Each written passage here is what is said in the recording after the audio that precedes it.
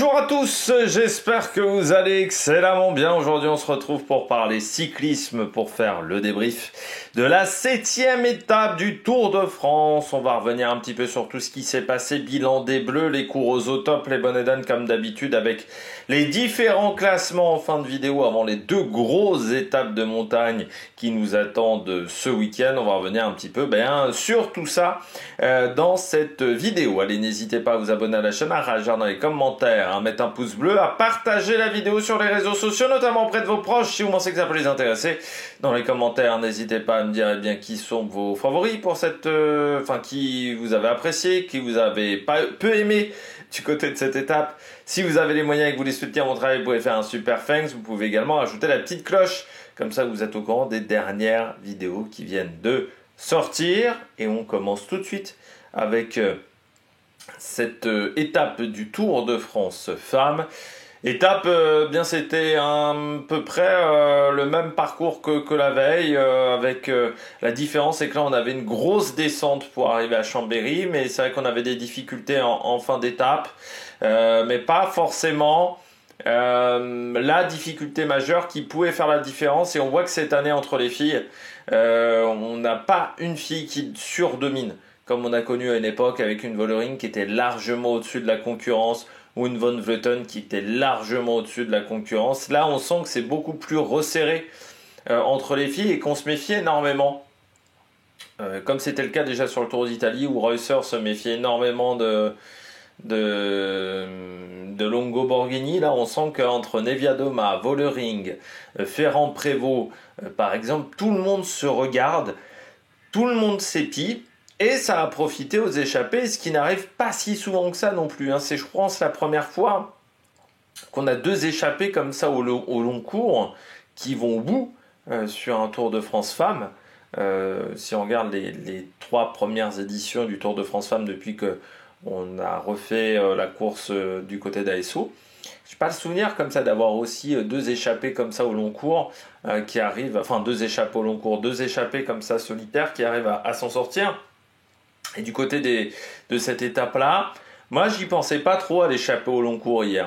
Quand j'ai fait la présentation de l'étape, je me disais, je pense que le final comme ça en descente, ça va donner des opportunités à certaines filles.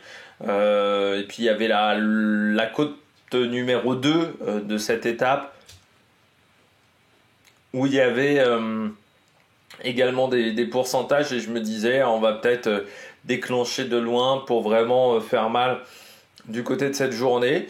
Et puis on a laissé un temps d'avance énorme à l'échappée. À un moment il y avait plus de 5 minutes d'avance, et pourtant l'échappée s'est énormément regardée à un moment, mais ça n'a pas permis au peloton de revenir, de revenir suffisamment près pour aller chercher la gagne, même si devant on a encore eu une fille qui a été au-dessus du lot. On regarde tout de suite le résumé de cette étape. Avec une première attaquante quasiment dès le kilomètre 0, c'était Maëva Skiban qui a décidé d'accélérer le rythme. C'est la première attaquante de la journée. Ensuite, nous avons Lucinda Brandt qui va rejoindre Maëva Skiban. Ces deux filles vont être reprises, et puis en fait, on va avoir un groupe de tête qui va se former juste après, il semblerait. Alors là, c'est assez flou, encore une fois, comme c'est le live texte de Pro Cycling Stats. On n'a pas forcément toutes les informations. Donc, moi, j'ai comme quoi les deux filles de devant ont été reprises, sauf que les deux sont dans l'échappée d'une quinzaine de concurrentes à l'avant de la course. Donc, peut-être qu'elles n'ont pas été complètement reprises par le peloton et qu'elles sont restées en tête pendant toute la journée. Dans ce groupe numéro 1, vous voyez sa composition à 131 km de l'arrivée. Vous avez Chloé Dygert, l'américaine, avec Marie Lenette, les spécialistes de la piste, avec également Ote Kopecky. Vous avez donc Maëva Skiban qui a gagné hier. Vous avez Marielle Meijering, la grimpeuse de la Movistar, qui est souvent une grande équipière, notamment pour Marlène Reusser sur le dernier Tour d'Italie. Lucinda Brandt et Vandenroy du côté de la Lidl Trek. Justine Guéquière, du côté de Edge Insurance. Soudal. Vous avez Megan Jestreb du côté de la Picnic. Vous aviez Suzanne Anderson pour la Uno X, le Mouel. Ruth Edwards, Alexia Gonzalez du côté de Saint-Michel-Aubert 93, Arzoufi, qui était là également pour la Laboral Kucha, Fiona Mangan, et puis vous aviez Elin Janssen et Maud Richbeck, qui a été souvent en attaque également sur ce Tour de France. C'est 17 filles qui vont prendre très vite de l'avance dans cette échappée. On va très vite prendre 1 minute 30. À 113 km de l'arrivée, chute de Soraya Paladin, coéquipière de Nevia Dema, qui va abandonner. On arrive au sprint intermédiaire à 83 km de l'arrivée. À ce moment-là, c'est Mangan qui le remporte. Et puis on arrive à 72 km de l'arrivée. À ce moment-là, l'échappée à 3 minutes 30 d'avance. Écart qui va se stabiliser pendant une bonne quinzaine de kilomètres. Ensuite, nous avons la première bosse du jour à 52 km de l'arrivée. Et très vite, nous allons perdre Alicia Gonzalez. Nous allons perdre également Suzanne Anderson. Mangan va être lâchée comme Lucinda Brandt. Et à 50 km de l'arrivée, l'avance est de 4 minutes 03 pour le peloton qui ne roule pas forcément à grande intensité à ce moment-là. Jastrab, Arzoufi, Richbeck vont être lâchés, Janssen va être lâché également, mais ces filles-là vont réussir à revenir au fur et à mesure. La première ça va être Janssen et puis ensuite Jastrab, Arzoufi, Richbeck vont également réussir à s'en sortir. Maïva Skiban va passer en tête de cette première difficulté du jour, ce qui va lui permettre de récupérer des points au classement de la montagne, en sachant qu'elle ne pouvait pas revenir à la première place du classement. Pour le moment, c'est Elise Chabet qui possède cette première place. Le peloton, à 36 km de l'arrivée, est à 5 minutes 18 de retard. Ça sera quasiment l'avance la plus importante qu'aura cette échappée. Du côté de cette étape, à 35 km de l'arrivée, la côte Berland, Skiban passe en tête. Et puis, dans la descente, aux alentours de 32 km de l'arrivée, attaque de Magering, ce qui va complètement désorganiser le groupe d'échappés, qui va être complètement à l'arrêt. Et quand je dis complètement à l'arrêt, c'est complètement à l'arrêt, c'est-à-dire qu'en 3 km, en gros, on perd 3 minutes d'avance sur le peloton, où c'est la Phoenix de Koninck qui en met. Le point à 27 km de l'arrivée. Vous avez donc Richbeck qui a réussi à partir en contre, qui a 30 secondes d'avance sur le groupe de poursuivantes. Le peloton est à 2 minutes 13 et Magering qui va être rattrapé par Arzoufi et par Jastrab qui était parti. Non, pas par Jastrab, par Edwards, qui fait son retour dans le groupe numéro 1. Voilà, Magering Edwards de retour dans le groupe numéro 1. Voilà, on va reprendre tout. À 25 km de l'arrivée, Magering, Edwards, Arzoufi, Jastrab, Kopecky, Janssen ont réussi à revenir. Richbeck va être lâché du groupe numéro 1, qui est emmené à ce moment-là par Magering et Edwards. Voilà, qui sont revenus à 25 km de l'arrivée sur Richbeck. Marie Lenette va être lâchée, puis à 23 km de l'arrivée, c'est Maïva Skiban qui décide d'accélérer, qui va lâcher Chloé Daiger, qui va lâcher également Guiquière, et Van den Roy, elle va revenir sur le groupe numéro 1 composé donc de Magering et de Ruth Edwards, vu que Richbeck avait été lâché. Skiban qui va attaquer à 20 km de l'arrivée, où elle va lâcher de nouveau Peters,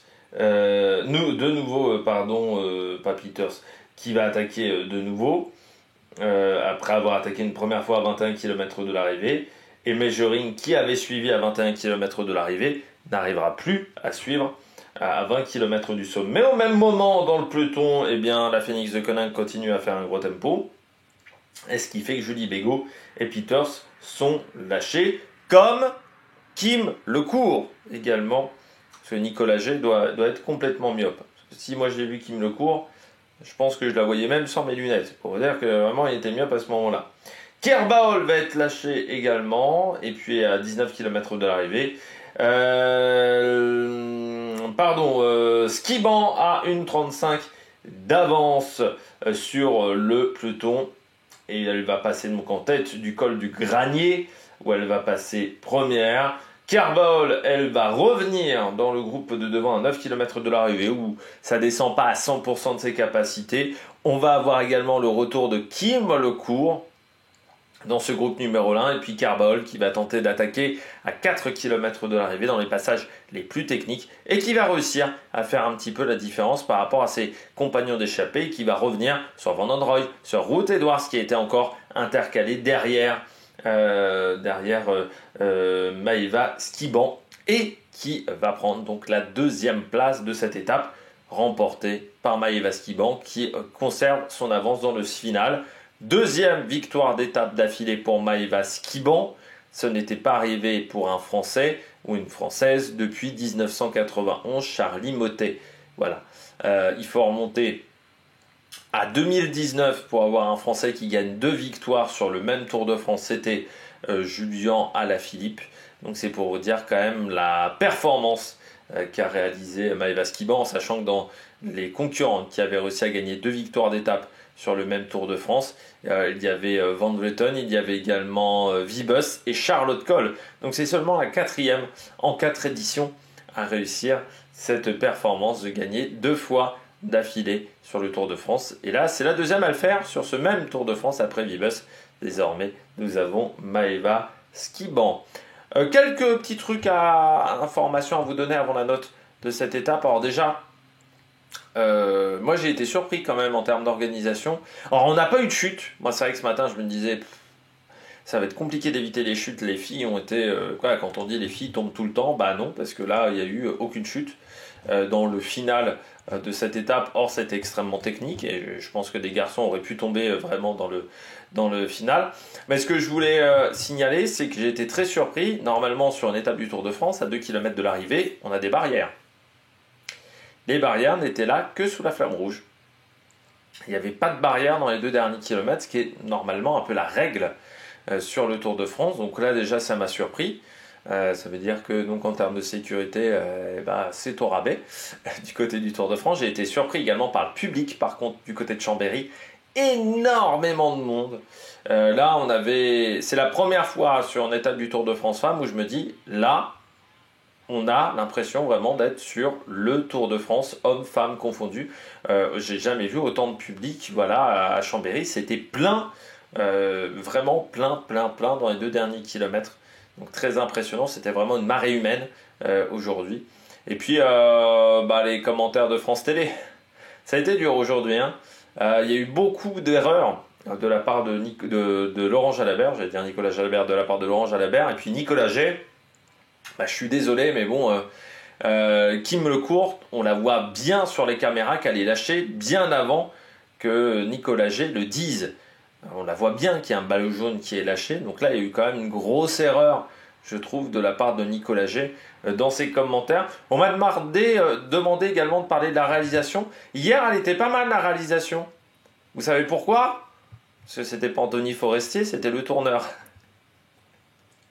Donc voilà, c'est pour ça que la réalisation elle était pas mal. Parce que sinon aujourd'hui on a encore raté une attaque de Skiban, je crois, dans ce qui s'est passé. Donc le réalisateur a eu du mal. Et puis en plus, ça s'est passé pendant la pub, l'attaque de Richbeck pour moi. C'était pendant la pub de France Télé. Donc comme contrairement à la RTBF, il n'y a toujours pas le double écran pub et course. Ce qui, je pense, doit pouvoir se faire en France, mais aucune chaîne ne le fait pour le moment. On s'est retrouvé à rater un moment de course à ce moment-là. Voilà, dommage. Note de l'étape. Hier, j'avais mis 15 sur 20. J'avais vraiment bien aimé l'étape hier. Vraiment, j'ai bien aimé. Là, je mets 13. Oui, c'est une étape qui se regarde, totalement. Mais je sais pas, par rapport à la veille, il m'a manqué quelque chose. L'échappée a mis moins de temps à sortir. Ça a un peu plus débranché que la veille. On a compris assez vite quand même que l'échappée pourrait aller au bout. Moi, vous savez, j'aime bien quand la tactique est bien réalisée. Là, à des moments quand même, Maëva Skiban pouvait, je pense, planter son attaque bien avant. Ça a failli jouer quand même à pas grand-chose que le peloton revienne à certains moments. Heureusement que du côté de la Phoenix de Konin, qu'on n'a pas fait tout parfaitement, je pense, aujourd'hui. Mais ouais, je 13 sur 20 parce que c'était moins propre, je dirais, au niveau tactique du côté de cette étape. Il y a eu un peu plus d'erreurs. Et puis voilà, elle m'a un peu moins plu, voilà, cette étape par rapport à la veille. Et puis je se serrais les fesses dans la descente. Donc c'est vrai que quand je voyais le kilométrage, je voyais, oh, on arrive dans les 5 derniers kilomètres. Je savais ce qui était annoncé dans les 5 derniers kilomètres en termes de danger. Je me suis dit, je serre les fesses, voilà, je serre les fesses. Même si on m'avait dit dans les commentaires ce matin, quelqu'un qui était de Chambéry m'avait dit, c'est pas si horrible que ça. Je me disais, ouais, voilà, je serre quand même les fesses parce que ça pouvait être très difficile et ouais, c'était quand même pas l'arrivée la plus sécure de toute l'histoire du Tour de France. Donc ça m'a peut-être aussi un peu gêné par rapport à la note de cette étape. Allez, on regarde tout de suite le bilan des Bleus. Le bilan des Bleus. Que dire? Que dire de ce doublé de Maëva Skiban? C'est parfait quoi, hein. Aujourd'hui c'est parfait. C'est parfait parce que en termes de récupération, là aujourd'hui elle a coché beaucoup de cases quand même beaucoup de cases en tant que talent, c'est-à-dire à la fois récupération, ok c'est bon, parce que réussir à faire ce niveau de performance 2 jours là d'affilée, c'est quand même impressionnant. Les qualités physiques, elle les a désormais et puis ouais c'est gros talent quoi aujourd'hui, parce que réussir à faire ça c'est exceptionnel. J'espère que l'émir l'a vu. J'espère que l'émir saura s'en souvenir également dans les rendez-vous de début de saison. Bon, on sait que du côté du AE, on fait souvent des stages du côté des Émirats. Voilà, j'espère qu'il saura la saluer comme il salue très régulièrement Tadej Pogačar. Parce que là, ce qu'elle a fait, c'est quand même du très très haut niveau. Gagner 2 étapes d'affilée sur le Tour de France, c'est pas anodin. En partant 2 fois en échappée. Alors hier, c'était les 30 derniers kilomètres, mais là aujourd'hui, elle est vraiment partie quasiment dès le kilomètre 0. Non, très impressionnant, très impressionnant. Là, aujourd'hui, elle était vraiment une jambe au-dessus de tout le monde parce que tactiquement, c'est pas parfait ce qu'elle fait. C'est pas parfait, elle met beaucoup de temps, voilà, elle reste beaucoup de temps dans les roues de la concurrente, de la Movistar, alors que je pense qu'à ce moment-là, elle peut remettre un coup d'accélérateur. Tout n'a pas été parfait, je pense, en termes de stratégie. Mais voilà, le fait que elle ait décidé de ne pas rouler derrière l'attaque de Rijbeek à 30 bornes de l'arrivée, que ça se regarde complètement après l'attaque, la première accélération de Majuring. Là, à ce moment-là, elle doit rouler, essayer de faire l'écrémage, parce que ça aurait pu mal se finir. Si elle attend un petit peu trop avant d'attaquer, c'est fini. Mais je pense qu'elle elle avait suffisamment confiance en elle pour jouer. Parce qu'aujourd'hui, elle a joué avec ses adversaires. Elle a joué avec Majuring, elle a joué avec les autres. Je pense qu'elle avait vraiment de la confiance en elle, et puis bien entourée dans la voiture aussi. Je pense que dans la voiture de direction sportive, on fait du bon travail aujourd'hui chez UAE Team ADQ. Et puis, elle est partie sans complexe ce matin. Libérée peut-être de cette victoire, libérée d'avoir montré et démontré à son équipe tout son potentiel sur cette victoire hier, d'avoir démontré toutes ses qualités, d'avoir aussi redonné en gros la confiance qu'on lui avait donnée au mois de mai quand elle avait vu sa chute. On voyait encore l'énorme bandage, l'énorme tapping là qui descend quasiment jusqu'au coude. Alors demain, ça risque que les jambes risquent d'être lourdes. Non, on voyait, elle voulait tout de suite aller sur les rouleaux, c'était un peu compliqué. Parce qu'autant sur l'organisation des garçons, ils sont habitués, autant chez les filles, j'ai l'impression qu'ils n'étaient pas au point pour avoir les vélos et les rouleaux sur la zone d'arrivée. Mais oui, que dire à part que c'était good job, voilà, good job du côté de Skiban. Et puis ça veut dire que l'an prochain, on peut s'attendre à autre chose maintenant du côté de Maëva Skiban. Jouer le général, parce que là, elle a les capacités de le faire, de jouer le classement général l'an prochain. Alors je ne sais pas si elle fera le Tour de France l'an prochain, hein, quel sera son programme. Si elle fait le Tour de France, le général sera possiblement jouable. Et puis, je rappelle qu'on a quand même de belles courses en fin de saison, les championnats du monde, les championnats d'Europe. Et Skiban, elle a montré quand même des choses où elle peut être sur la liste sur ces courses-là. Elle peut être sur la shortlist de Paul Brousse, je dirais, pour les championnats du monde. Donc, impressionnant. Impressionnant. Et la première attaque en plus, je ne sais pas si vous avez notifié sur la première attaque, moi j'ai noté Chris Froome. Une accélération à la Chris Froome. Elle n'a pas levé son cul de la selle. Elle a vraiment accéléré. Moulinage, quoi. Moulinage à la Chris Froome. Parce que c'est le premier à avoir fait véritablement ça. Et changement de rythme, en fait, en moulinant, ça a fait casser quand même déjà 3-4 filles à ce moment-là. Et puis après, quand il a fallu accélérer par rapport à Measuring, bam, là, elle a mis une grosse attaque en danseuse. Mais ouais, là, il y a de la puissance chez Skiban. Quand on voit, il y a beaucoup de puissance. C'est une fille, je pense, qui peut vraiment obtenir de grands résultats à l'avenir. On savait déjà que c'était une pépite, hein, Maëva Skiban, ça fait partie encore une fois de cette génération là qui arrive en France, dont je vous en parle depuis 2 ans parce que je vous dis que c'est une génération qui va être juste formidable. Bah là, on le voit, voilà, il y a derrière Kerbaol, vous avez Skiban, vous avez Judy Bego, ça a été plus compliqué aujourd'hui, mais vous avez une génération actuelle qui est quand même vraiment formidable. Kerbaol, il fallait le faire, hein. C'est la meilleure descendeuse du peloton. Aujourd'hui, Kerbaol, il n'y a personne qui arrive à tenir sa roue quand elle part en descente. Donc aujourd'hui, il y avait une descente difficile dans le final. On sait qu'en montagne, sur ce Tour de France-là, elle est un peu plus en difficulté que l'an dernier.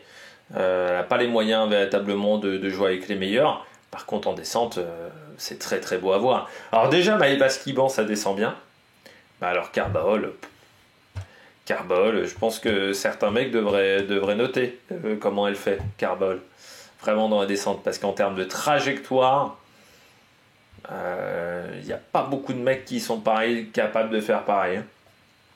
Ah, c'est tendu. Mais contrairement à un Mohoric, par exemple, qui me fait peur à chaque fois qu'il prend un virage.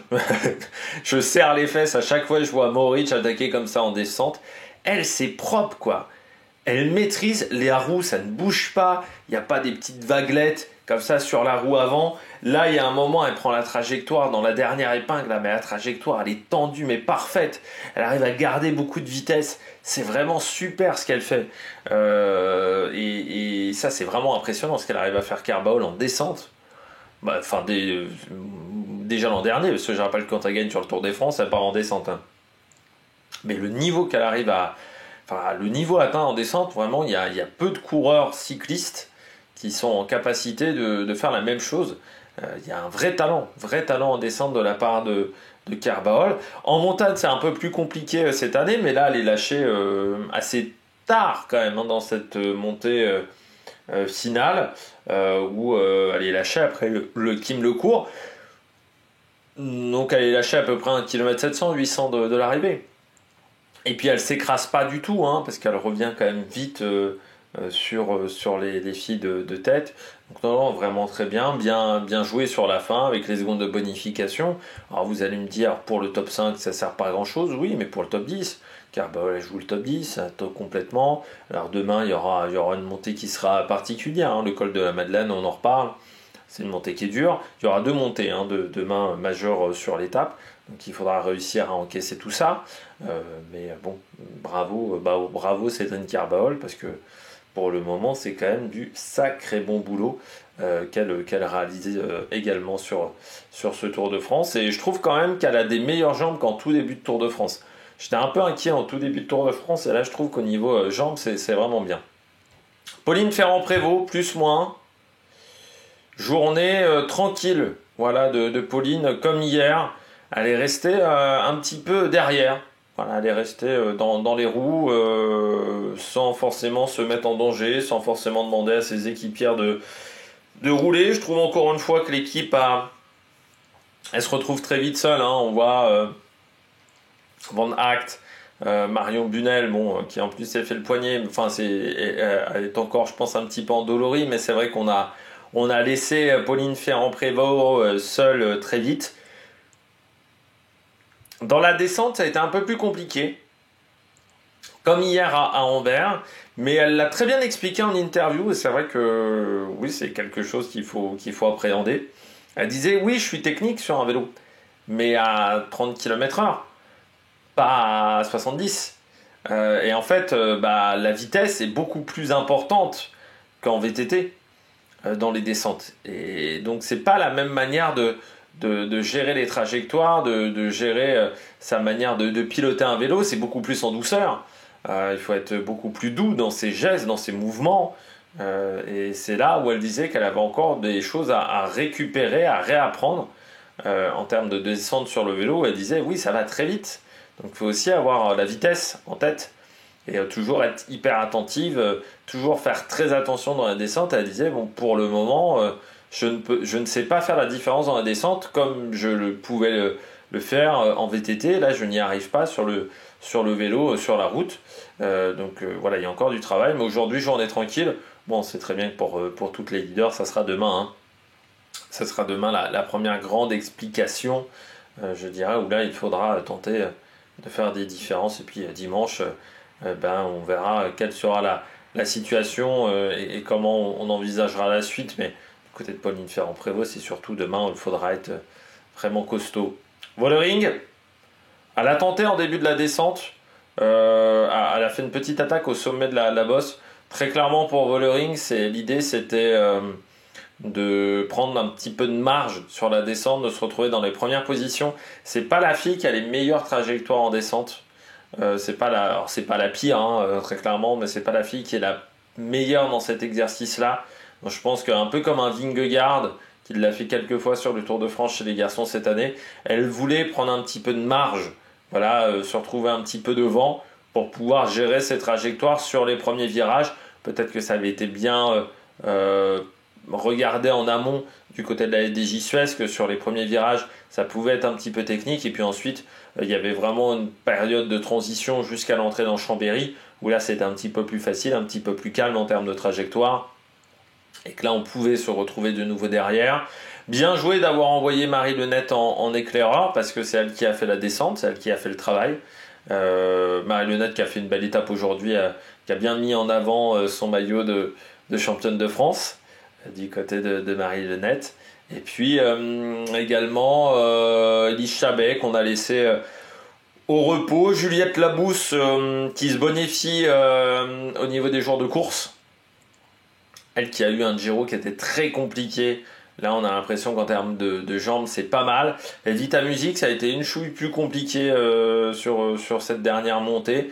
Elle arrive quand même à revenir sur la fin, mais elle a eu du mal à suivre Kim Lecourt dans la descente. Enfin, voilà, il y a eu des petits soucis, 2-3 petits trucs où elle était un petit peu moins bien, donc il faudra voir demain.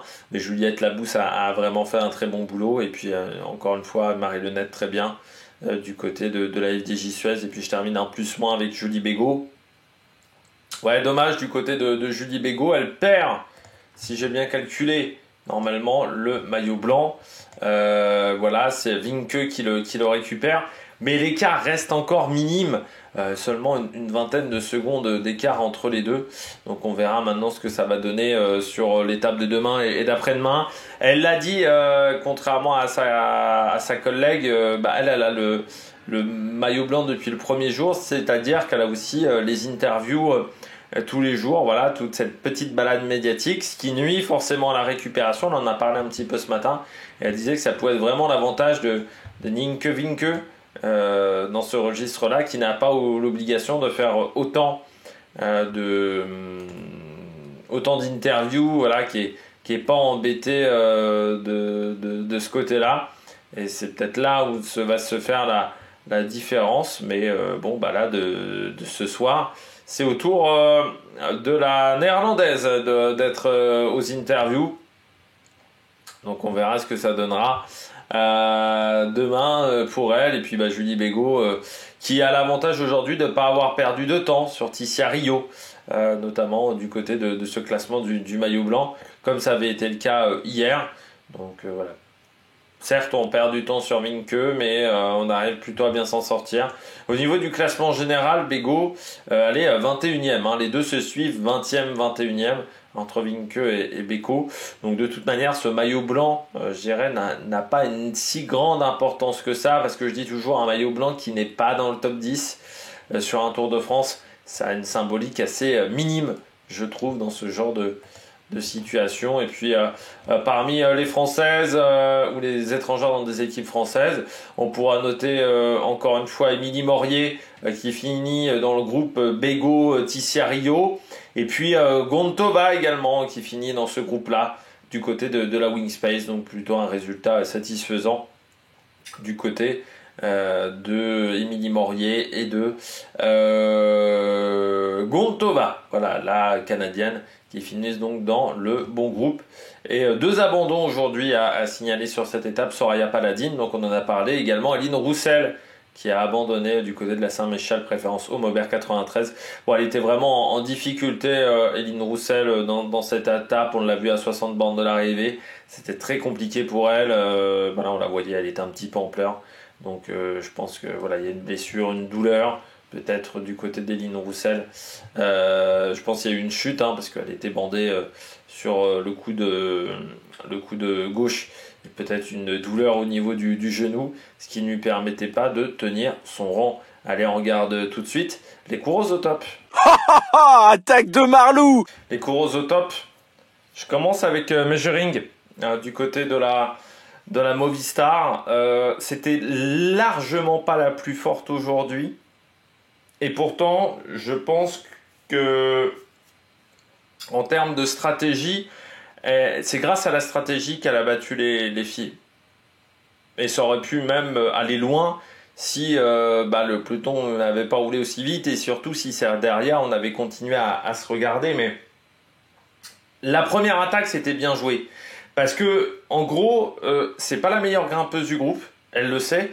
Et elle a vu dans la descente du premier col qu'elle était en grande difficulté. C'est la seule qui a dû faire une énorme accélération dans la fin de la descente pour revenir. Donc elle sait que si elle continue à rester avec les 12 là devant, elle finit 12.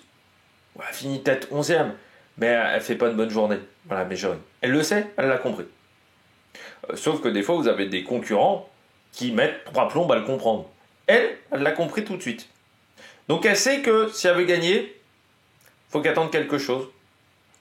Première attaque à 31 km de l'arrivée, bon, ça marche pas. Mais c'est ce qui déstabilise entièrement le groupe. Le groupe ensuite se regarde. Derrière, vous avez l'attaque de Rijbeek. Ok. Bon, elle commence à voir que le peloton revient très fort. Bon, elle décide également de partir avec Ruth Edwards. Alors là, on n'a pas vu l'attaque, on n'a pas vu si elle a suivi Ruth Edwards ou si elle a attaqué en premier. Et puis après, derrière, eh bien, dans la montée, elle a montré qu'elle était quand même plus à l'aise dans cette montée-là. Peut-être que plus les kilomètres passaient, mieux elle se sentait. Skiban revient sur elle. Skiban attaque pas tout de suite. Elle reste dans les roues. Ce qui est surprenant. Bon, elle continue de passer des relais, tout simplement. Et puis Skiban décide d'attaquer. Elle va se mettre dans sa roue. Skiban lui demande des relais, elle dit non, moi je n'ai pas la possibilité de le faire, démerde-toi pour essayer de me lâcher. Elle essaye au départ de faire un gros tempo, ça ne marche pas. Il a fallu quand même une grosse accélération de Skiban vraiment pour décrocher Measuring. Voilà, je trouve elle finit 14e de l'étape. Alors c'est dommage parce que elle finit derrière Kopecky, mais derrière Ruth Edwards également et Van Nistelrooy. Mais je trouve que voilà, Measuring a vraiment bien couru. Elle n'a rien à se reprocher ce soir. Voilà, Measuring, dans ce qu'elle a fait sur cette étape. Bon, voilà, en termes de stratégie, c'était vraiment bien tenté, bien joué. On sait qu'en plus, moi j'avais des doutes vraiment sur sa condition physique parce qu'elle était déjà avec la Movistar sur le Tour d'Italie. Elle avait fait un gros travail dans les portions de plaine, notamment pour aider sa leader Marlène Reusser dans ces courses-là, dans ce Tour d'Italie. Je m'étais dit, encore une fois, on a vu, pour beaucoup, l'enchaînement Tour d'Italie, Tour de France est un petit peu compliqué. Je pense, encore une fois, Longo Borghini, Malcotti qui a un petit peu du mal. Je pense également à Kopecky, ou à Reusser, ou à Liane Lippert aussi. Et là, je me disais, bon, ça va être difficile pour Meijering, j'en faisais vraiment pas ma favorite. En plus, je la vois dans la descente, je me dis, ouh, dans la descente, c'était tendu. Hein. Elle était bras comme ça, un peu comme Sarah Giganti, on aurait dit. C'était dur. Mais je trouve qu'elle a vraiment bien couru. Dans l'échappée, elle n'a pas de regret à avoir, la néerlandaise. Elle a vraiment fait le travail. Elle est tombée sur plus forte qu'elle, tout simplement. Voilà, il y avait pas vraiment de choses qu'elle pouvait mieux faire sur cette journée. Je regarde un petit peu sa carrière à Meijering. Elle fait partie des filles qui sont passées par la ZAF Cycling Team. Vous vous souvenez, cette équipe avec Audrey Cordon-Rago qui n'avait pas payé ses coureuses. Hein, malheureusement, malgré des filles qui avaient obtenu des résultats et qui avaient beaucoup de talent, et qui avaient libéré les différentes concurrentes. Ensuite, ce qui a coûté la carrière à pas mal de filles, hein, on va pas se mentir. Là, je vois par exemple une Lucie Jounier qui a arrêté sa carrière alors que c'était une fille qui était prometteuse également dans le cyclisme français. Et Audrey Cordon-Rago, qui est la fameuse année 2023 de Cordon-Rago, qui est carrément pas simple. Mais il y avait aussi Cole Lister, il y en avait d'autres, avec cette équipe qui était très prometteuse sur le papier et qui avait eu beaucoup de résultats, mais qui ne payait pas ses différentes concurrentes. Et commencer dans une équipe comme ça dès ta première année, réussir quand même à la fin à obtenir des résultats, chapeau, parce que plus d'une fille aurait pu abandonner leur carrière. Et ensuite, elle a eu la chance de tomber à la Movistar, qui je pense avait bien misé sur elle. Et puis elle a un contrat jusqu'en 2027 avec la Movistar, mais voilà, c'était vraiment pour le signaler aussi que Meijering n'a pas eu une carrière forcément linéaire, comme beaucoup de filles, hein, qui se retrouvent à des moments à avoir des passages compliqués, parce que c'est compliqué le cyclisme féminin pour obtenir des revenus pérennes. Je continue avec Wlodarczyk. Bon, on parle beaucoup de Maëva Skiban du côté de la UAE Team ADQ. Par contre, ça fait 2 jours qu'il y a une fille qui finit 5e de l'étape, qui finit donc avec les toutes meilleures. Elle est vraiment très très bien positionnée à chaque fois. Eh bien, c'est Wlodarczyk. Tous les jours, Wlodarczyk, elle fait vraiment le travail parfaitement. Là encore aujourd'hui, voilà, elle reste dans le peloton, mais il faut tenir, hein, parce que quand la Phoenix faisait le tempo, fallait réussir à tenir le rythme. Et ce qui fait que ça la replace 11e au général. Alors c'est presque dommage qu'elle ait perdu beaucoup de temps à Plumelec, parce qu'elle avait fini 38e de l'étape, parce que quand on voit en ce moment le rythme qu'elle a, on se dit que si elle n'avait pas perdu autant de temps sur la première étape, peut-être en essayant de ramener Lisa Longo-Borghini qui était distancée, eh bien elle serait dans le bon paquet, parce qu'au général, elle est à 1,56. Je pense très clairement qu'il y a une grosse minute perdue du côté de cette étape à Plumelec. Donc si tu enlèves une minute, ça fait 56 secondes. Ça la place 5e, hein, ça la place juste derrière Van der Breggen, devant Henri Eckers. Et en ce moment, elle enchaîne vraiment les bons résultats. Et UAE s'en sort très bien sans Lisa Longo-Borghini pour le moment. Et puis demain, elle sera peut-être aidée par Maëva Skiban sur l'étape. Au rappel, la saison quand même de Wlodarczyk, vainqueur du classement de la montagne du Tour de Grande-Bretagne, vainqueur de la Picto-Charentaise le 20 juillet dernier. Qu'est-ce qu'elle a fait d'autre? 3e de la Classica d'Almeria, 3e également du Trophée Oro, qui est aussi une course importante du calendrier féminin. 2e des championnats de Pologne, battue sur ces championnats de Pologne par une certaine Niewiadoma, donc battue par l'une des meilleures filles au monde. Donc non, c'est vraiment bien ce qu'elle arrive à faire pour le moment, surtout que Niewiadoma, là, elle était partie à 50 bornes de l'arrivée. Hein. Donc elle voulait vraiment ce titre de championne de Pologne.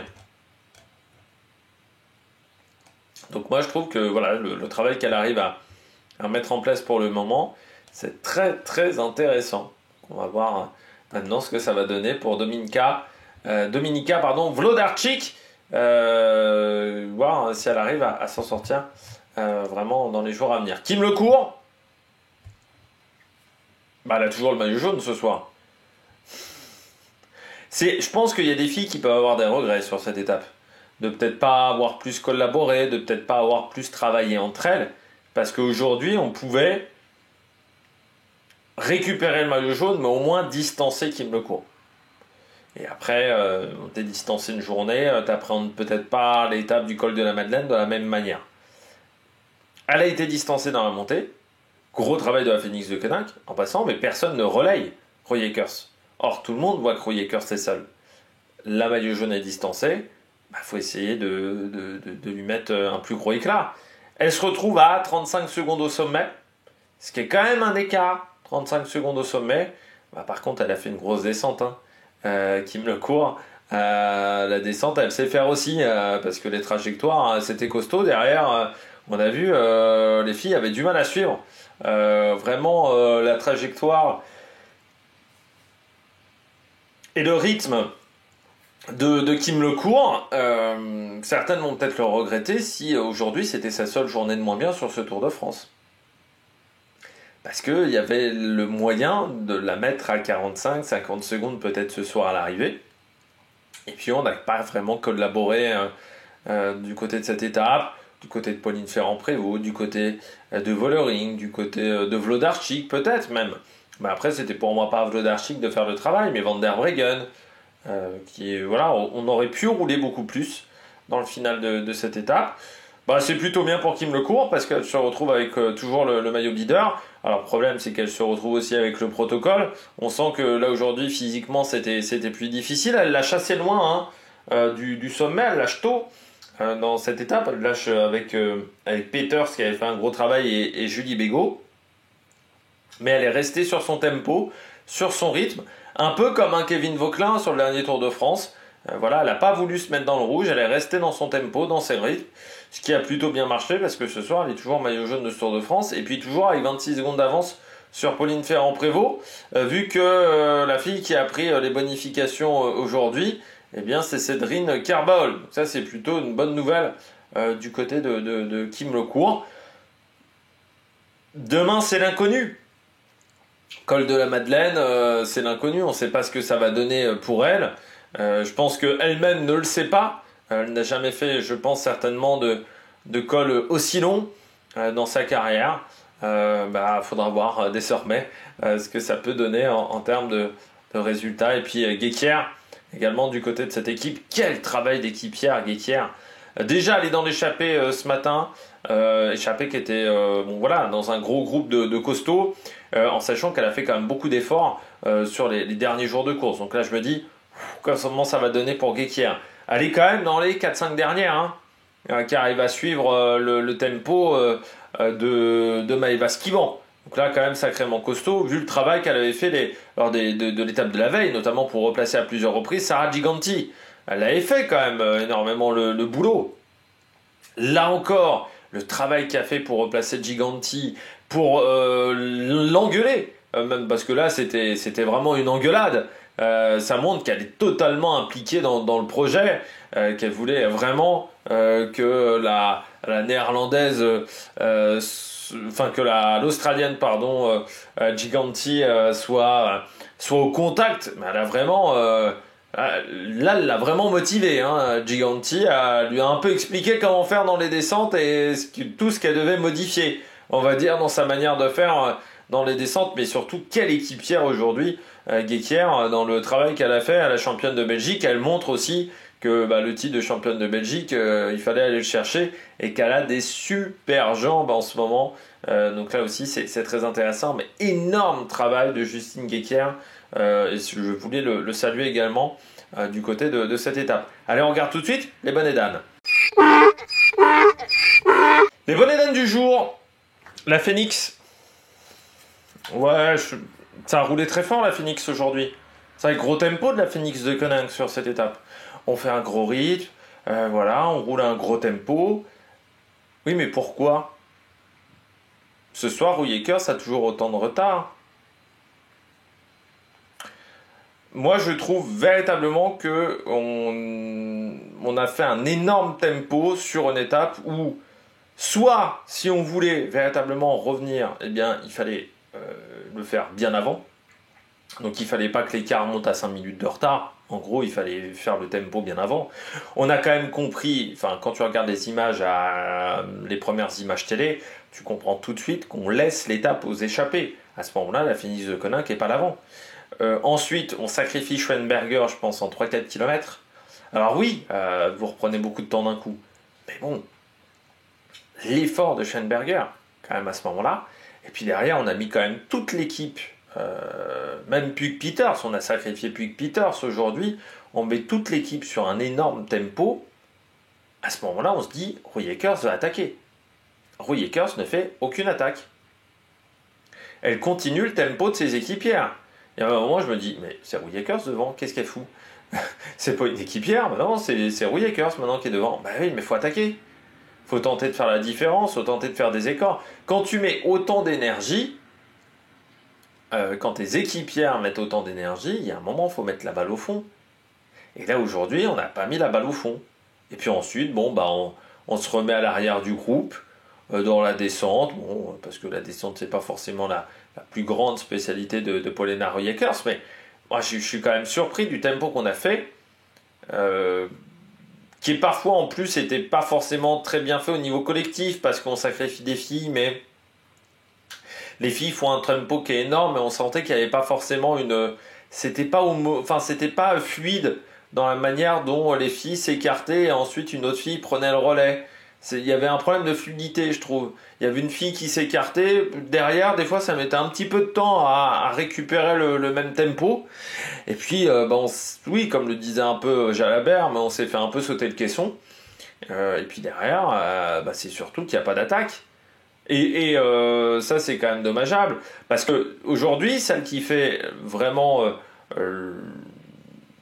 qui fait le plus de différence dans le peloton, c'est Rouillé-Coeurs. C'est Rouillé-Coeurs qui permet de lâcher Carbaol. C'est Rouillé-Coeurs qui fait que le court est lâché. Sauf qu'à la fin, elle ne fait pas d'accélération, elle ne fait pas d'attaque. Moi, je me disais, à 2 km du sommet, allez, elle va partir. Elle est seule, elle va faire son accélération, et on verra qui arrive à suivre. À ce moment-là, elles sont plus que 6 ou 7 véritablement à tenir le tempo derrière Rouillé-Coeurs. Sauf que non. Elle n'attaque pas, elle fait pas grand-chose. Dans la descente, ensuite elle revient dans les roues. Kim Lecourt revient, Carbaol revient. Carbaol prend même des secondes de bonification à l'arrivée. Rouillé-Coeurs, ça n'en prend aucune. Rouillé-Coeurs a toujours le même retard aujourd'hui que la veille. Pauline Ferrand-Prévot aussi, elle a toujours le même retard. Sauf que Pauline Ferrand-Prévot, elle n'a pas fait autant d'efforts que l'équipe de Rouillé-Coeurs. Elle n'a pas mis toute son équipe à contribution pendant toute la journée. Rouillé-Coeurs, si. Donc là, je trouve qu'il y a un petit problème du côté de la Phoenix de Koninck. Et puis, je termine avec Santesteban. Elle traverse ce Tour de France comme l'homme invisible, Santesteban. C'est vrai que quand on voit l'échappée du jour, quand on voit qu'il y a quand même pas mal de rouleuses dans cette échappée-là, je me dis, ah bah c'est Arzoufi qui est là du côté de la Boal-Kucha et c'est pas Santesteban. Santesteban avait déjà perdu quand même pas mal de temps sur ce Tour de France. On sait que c'est une très bonne grimpeuse, Santesteban, une coureuse qui est très complète, même l'Espagnol. Ça aurait été bien de l'avoir dans l'échappée aujourd'hui, parce qu'au moins on l'aurait vu sur ce Tour de France. C'est vrai que jusqu'à maintenant, on ne la voit pas, Santesteban. C'est quand même une fille qui est très particulière quand on regarde ses résultats à l'Espagnol, parce que on pensait que c'est elle qui allait remplacer Mavi Garcia à un moment. Elle avait à la 34. Ça fait déjà depuis quelques années qu'elle est dans le cyclisme, mais c'est vrai que quand elle était chez Bike Change, elle fait vraiment des super saisons chez Bike Change. Je crois qu'elle finit 10e, si je ne me trompe pas. 8e du Tour de France Femmes, du premier Tour de France Femmes, 10e du Giro cette année-là, l'année d'avant, en 2022. Non, c'était le deuxième Tour de France, mais en 2022, elle fait deuxième de la Navarra Women's Elite Classic, par exemple. Elle fait troisième des Trois Vallées Varisines. En 2021, elle fait 3e du Tour international de l'Ardèche, par exemple, en termes de résultats. Donc c'est une fille qui sait faire sur les classiques ardennaises aussi. Elle a déjà obtenu des résultats, mais ça fait quand même depuis le début de saison est quand même pas excellent. Hein, cette première partie de saison, quand on regarde, c'est quand même pas fou, à part une 4e place sur le Tour de Catalogne. Sinon, c'est quand même assez discret, je trouve. Et puis, on sent des résultats en régression depuis qu'elle est arrivée chez la Boral-Kucha. Alors, ça m'avait déjà surpris, le fait qu'elle rejoigne cette formation-là quand elle avait quitté la Jayco Alula, parce que je m'étais dit, vu les résultats qu'elle avait chez Jayco Alula, je m'attendais qu'elle reste dans une équipe du World Tour. J'avais été très surpris de l'avoir intégré une équipe continentale, qui n'était pas la plus grande équipe continentale. Là, aujourd'hui, c'est vrai qu'en termes de résultats, c'est un petit peu compliqué pour elle. On sent que ses meilleures années, peut-être, sont désormais derrière elle, du côté de cette concurrente, qui est passée également par la Ceratizit, par les Cipollini, également dans ces années, et qui donc devrait finir sa carrière, je pense, l'an prochain, du côté de la Boral-Kucha en 2026. Donc voilà, dommage du côté de Anne Santesteban sur ce Tour de France, parce que c'est vrai que c'est... Voilà, on ne la voit quasiment pas, alors qu'on sait que c'est une fille qui a beaucoup de talent, donc peut-être un peu en régression aujourd'hui, Anne Santesteban. Allez, on regarde tout de suite les différents classements du côté de cette étape. Je commence avec la victoire de Maëva Skiban aujourd'hui devant Cédrine Carbaol. On retrouve ensuite Ruth Edwards et Sherin Van den Roy. Wlodarczyk, 5e devant Kim Lecourt. Van der Breggen, Vollering, Nevia Doma. Nim Fischer-Black, qui a été dans le bon peloton aujourd'hui, contrairement à la veille du côté de la concurrente de la Lidl Trek. C'était une meilleure étape même pour la Lidl Trek aujourd'hui. Et puis Ferrand-Prévot, Juliette Labousse, qui sont également dans ce premier peloton avec Mejoring, alors que Célia Lemouel, elle était dans le deuxième groupe avec Giganti et Vita Music. Du côté du classement général, pas de changement. Kim Lecourt est toujours en tête devant Pauline Ferrand-Prévot et Nevia Doma. Pas de changement au niveau des temps et des écarts. Par contre, Carbaol gagne 2 positions, alors que Sarah Gigante en perd une. 4 positions de perdu pour Puck Peters, alors que Wlodarczyk et Labousse gagnent une place du côté de ce classement général. Le maillot vert, pour l'instant, est toujours dominé par Vibus devant Vos. Pas de changement là également de ce côté-là. 30 points d'écart entre les deux. Kim Lecourt est 3e devant Demi Vollering, 4e. Le classement de la montagne, toujours dominé par Alice Chabet, mais désormais, Maëva Skiban est revenue à 12 points d'Alice Chabet. Elle est 2e de ce classement, à égalité avec Smulders. Et on a ensuite Chapman et Van der Breggen qui complètent ce top 5 pour le moment. Le maillot blanc, donc changement de porteuse du maillot blanc avec Vinke qui passe devant Julie Bégaud. À 9-18, on retrouve Tissia Rio et Barhalet à 23 minutes devant Marion Brunel. Et elles sont 11 encore à être dans ce classement du maillot blanc. Et puis, le classement par équipe, là aussi pas de changement. La FDJ Suez toujours en tête. Qui remporte peut-être cette étape? Je ne sais pas. Aujourd'hui, la FDJ Suez, non, je n'aurai pas les informations. Mais je pense de Banji Assurance, Canyon SRAM, la Visma et la Phoenix de Quenin qui complètent ce top 5.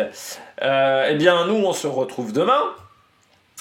Présentation de l'étape numéro 8 qui partira de nouveau de Chambéry. Et puis n'hésitez pas également à regarder les anciennes vidéos parce que le week-end va être très intéressant, je pense, du côté de ce Tour de France femmes. Allez, n'hésitez pas à vous abonner à la chaîne, à réagir dans les commentaires, à mettre un pouce bleu. Et puis nous, on se retrouve pour de nouvelles aventures sur Amérique Production. Ciao, ciao!